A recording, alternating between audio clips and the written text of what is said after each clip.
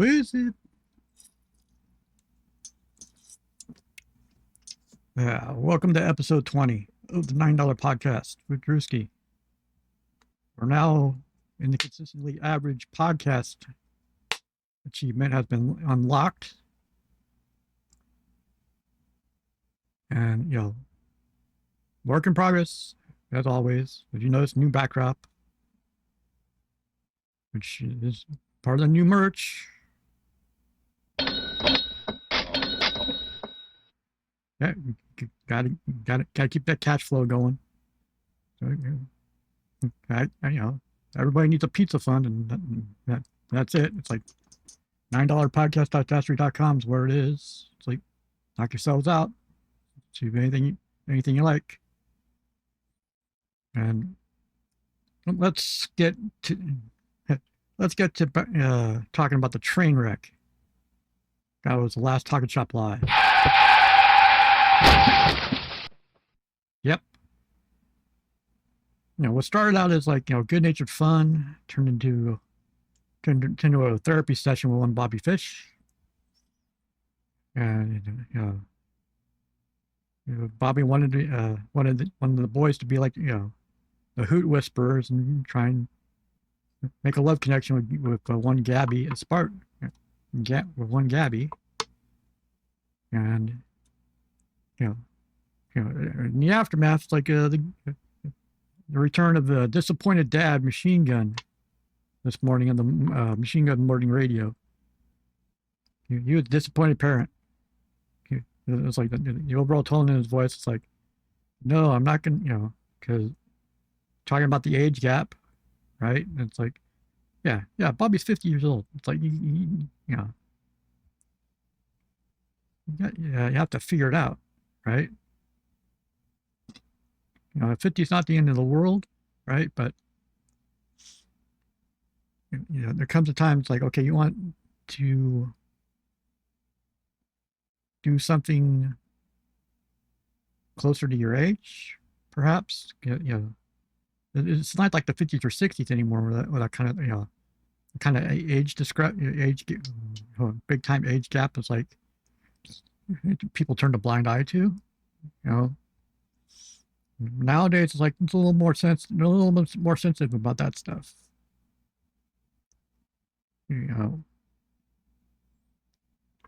But I appreciate Gunn went that way because he's going from past experience playing matchmaker with wrestlers with people for wrestlers. If you know. Very, very publicly, if you know. Yeah. I'm sure Machine Gun would rather not be like the be matchmaker Hoot. Rather talk crap. Rather like talk shit about cryptids and Barry Gallows, Barry Rocky. Practically fire everybody here but me so far. Apparently, it's only a matter of time before I get fired once, at least once, right? I'm expecting it sometime, but until then, I just plow, head down, do a job, because episode 20 for Christ's sake, right?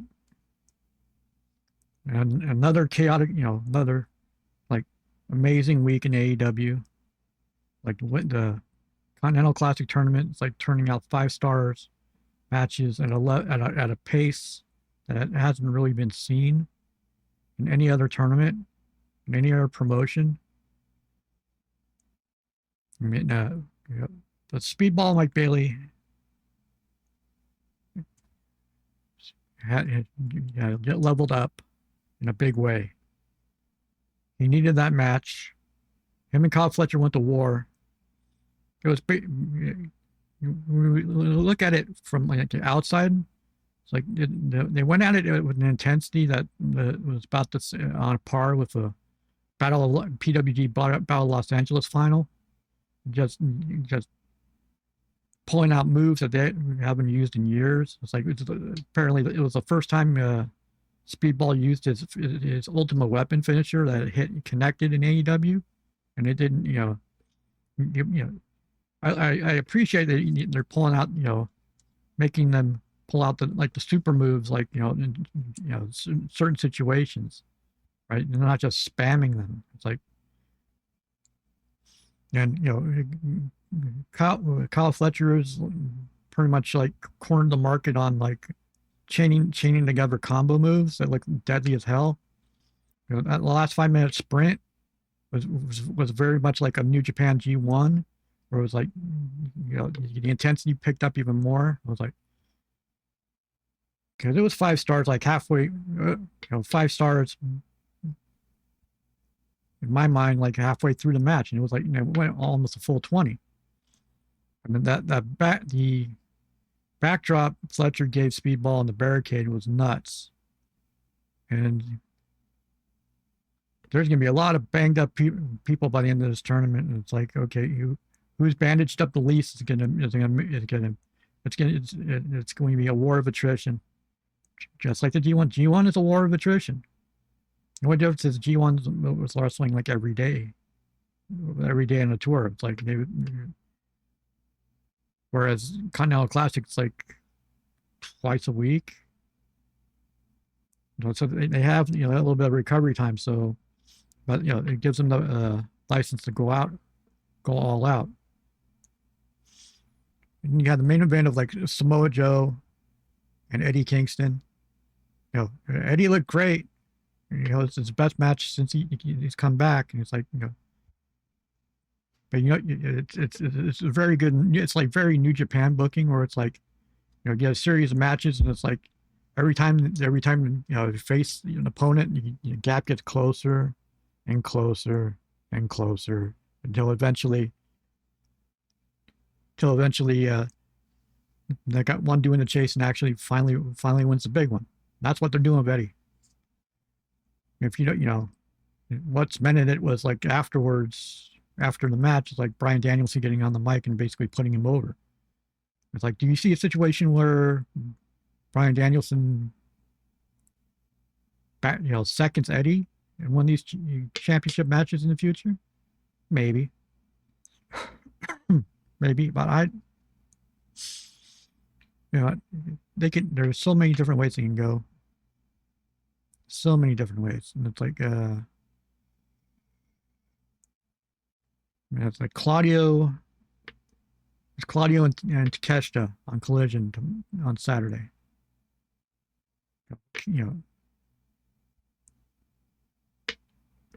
If just the match, just the thought of that match alone, you got the CMLL champ. Think about that for a second. You got the CMLL champion versus New Japan's champion in an AEW tournament facing each other.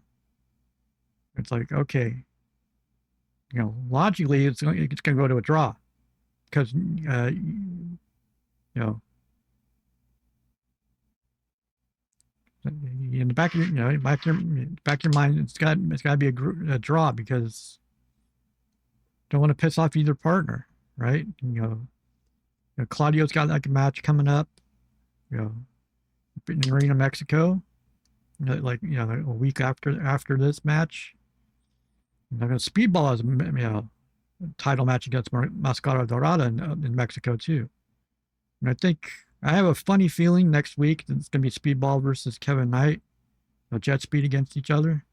I just have a feeling, and they're going to go to war, and it'd be interesting to see what happens from there, right? And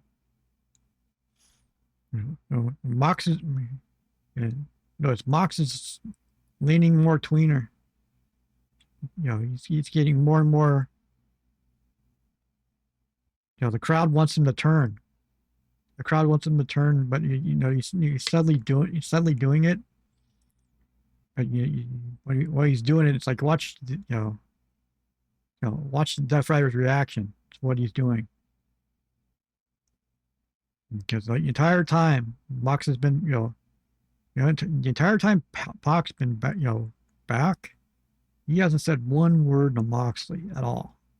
He's just biding his time. It's like, he's just waiting for a go call. And he's just going to take him out. He's going to brutalize him in a match like out of nowhere. And it'll be justified. And then that's when the turn will happen. And Eddie will come save Mox, and then it'll be like Eddie and Mox and Hanger against the Death Riders, or Eddie Mox and Hangman against the Ops. And, they're either way, they're set for like months of storytelling out of this. Like, now you have the Elite and Don Gallows family are still at it. You got the Elite, reforming for at least one more time. They keep saying it's going to be one more time because they're not sure. I don't think they really.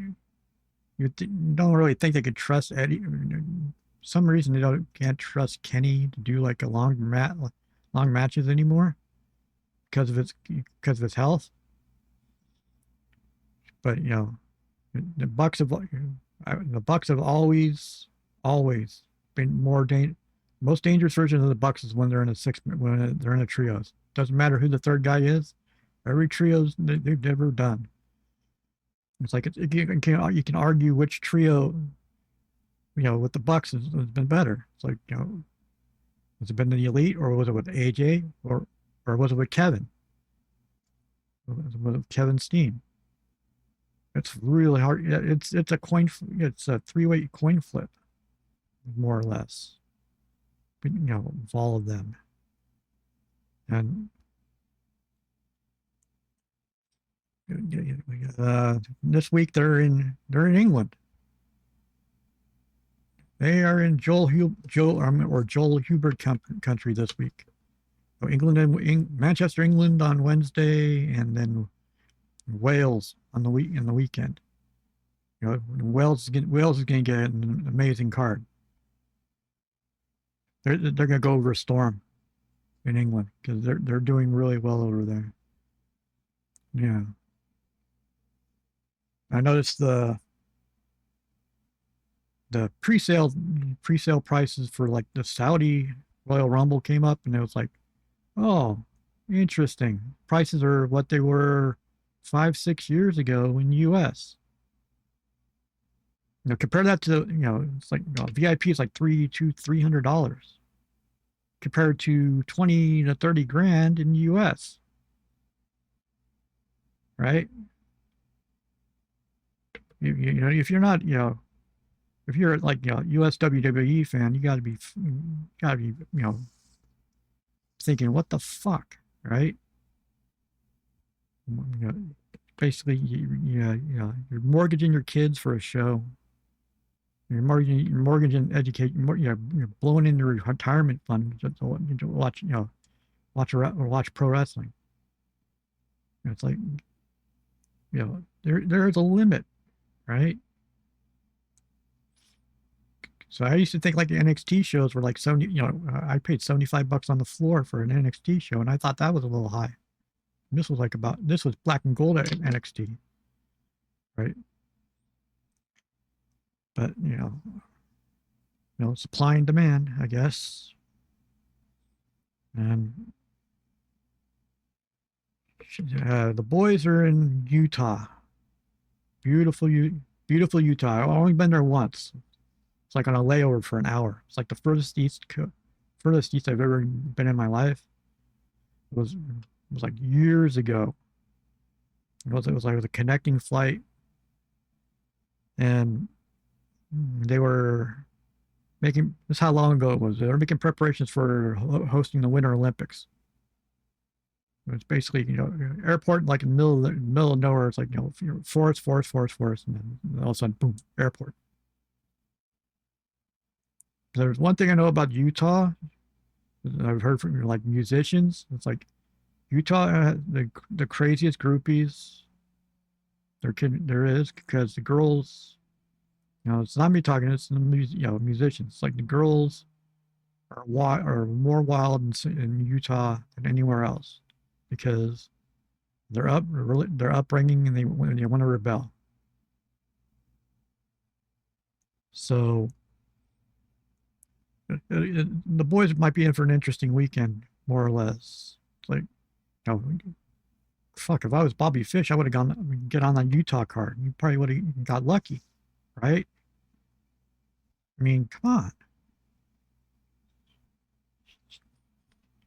Just makes sense. It makes sense to me. It's like, and the boys are already starting to advertise what they're doing, starting in the new year. It's like after kayfabe and the Nest and kayfabe and everybody and flying over to Japan, doing running in Pro Wrestling Noah.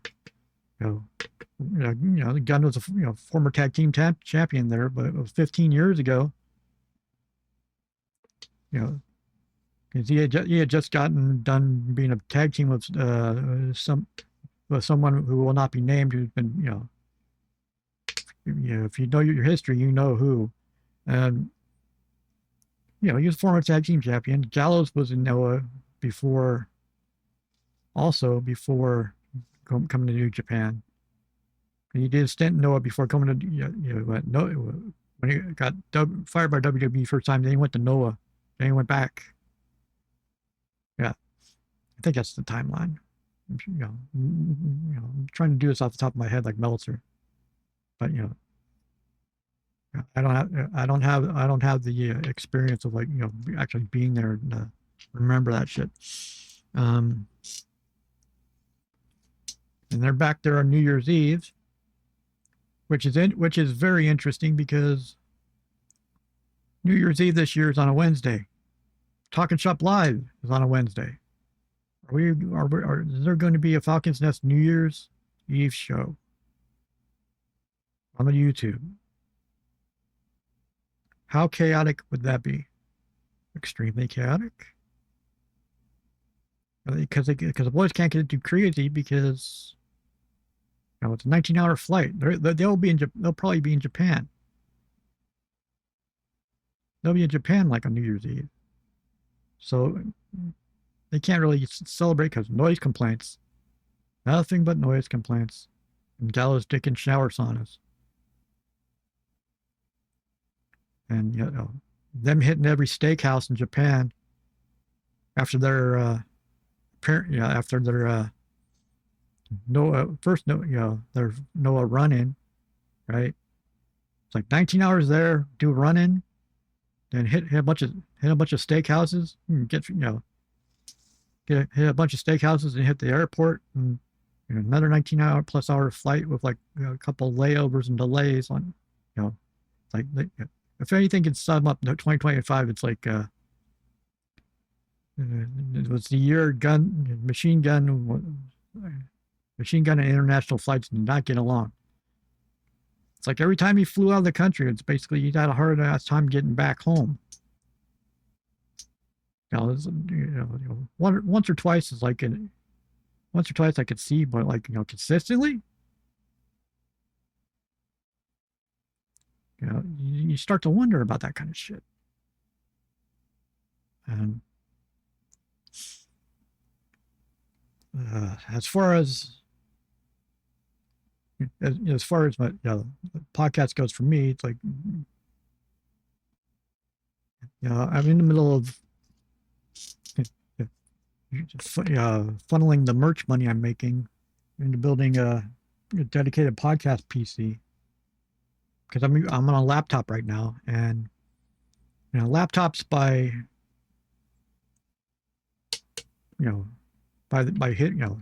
history has shown laptop battery life is not long for this world. It's like if you get longer than 3 years out of a laptop without the battery bricking on you, you're extremely lucky. So I'll be gathering parts and putting it together because that's one of my So I took a look one day and basically said, okay, what am I going to do when I retire? Because seeing that retirement talk is all the rage in the wrestling world right now. Not to say I'm in the wrestling world. I'm just relating it to terms of what are you going to do when you retire? It's like what kind of You got to do something, right? Otherwise, you're gonna go crazy. I find, find some things that keep you occupied. It's like, turns out, I could see myself doing this, something like this. We're just, roll out of bed, do quick half hour, an hour, and basically the rest of the day is free. It's like no stress, really, right? Plus building computers. Building computers is easy shit. The most fun part is putting parts together. That's all you see. People think it's real hard to put. All you need is a goddamn screwdriver to put together a computer. It's that easy. It's that damn easy. And it's not as much of a learning curve as how to build guitar. Renovate guitars. That's an acquired skill. That's an acquired skill that takes years to do. But there's a lot of similarities where it's like parts matching is the same. It's kind of the same. And Lord knows I need more guitars, right? One day I'm going to show you all my guitars and you're going to freak the fuck out. It's because it's like how, it's like the phrase 10 gallons of, 10 gallons of crap in like a 5-gallon hat. It's pretty much my living situation, basically. Okay, imagine the Guitar Center showroom with a bed in the middle of it. That's what's behind here. Ridiculous. It makes it worse because all my stuff's left-handed. Left-handed, getting left-handed gear is like you're looking at about 10 to 20% markup on every guitar. Because it's harder to find a left-handed guitar than there's a right-handed guitar. If you don't believe me, go in the Guitar Center and try and find one. Be lucky if there's two. The store could have like 300 guitars up on the wall, and it's like there'll only be 2 left-handed guitars. One of them will be a black Stratocaster that's been there for about 6 or 7 years. The other one will be a blonde Affinity Telecaster that's been there for like 4 or 5 years. It's you try and tell. You wonder why a bunch of left-handed guys who play left-handed go online to buy them. It's because they're not catered to. At brick and mortar stores. There's a couple actual left-handed only stores. There's one in Texas called Southpaw Guitars, and all their stuff's high-end, real high-end. And then you have like real rare guitars, and it's like But do I really want to spend? You start looking at the price of the guitars and go, okay, it's just like getting WrestleMania tickets. Like, do I really want to pay $4 or $5 grand for a piece of wood, or $4 or $5 grand to go see a wrestling match, or just save $4 or $5 grand and for something important? I got decisions.